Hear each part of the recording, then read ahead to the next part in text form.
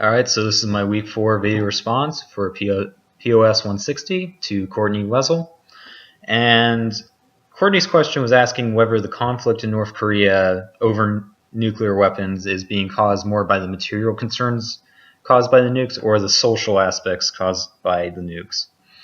And my reply would be, it's more than likely it's probably a bit of both, with, of course, any country gaining nuclear weapons obviously being of material concern to every country around the world because it creates a new player in the world field.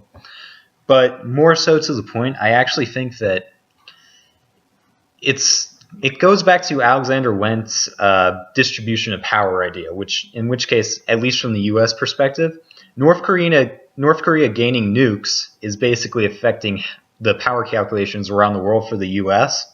And because of that, because North Korea is viewed as an enemy of the state in the U.S., them gaining nukes is considered more polarizing than the British having nukes because the British are our allies and therefore they're less likely to use them on us. Whereas North Korea being an enemy of our state, they're more likely in the calculations as far as distribution of power goes to affect us with those nuclear weapons. Therefore, they hold more impetus than the British do in holding a bunch of nuclear weapons.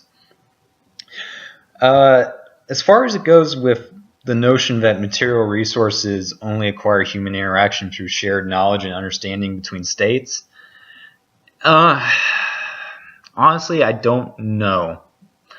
Because I can envision particular scenarios where you don't really need you don't need a mutual understanding of what a nuke is in order for it to have value, where it can still be used as a big frickin' threat because, hey, it looks scary and dangerous. You're probably not going to mess with the people who have it, right? Even if you don't know what it does.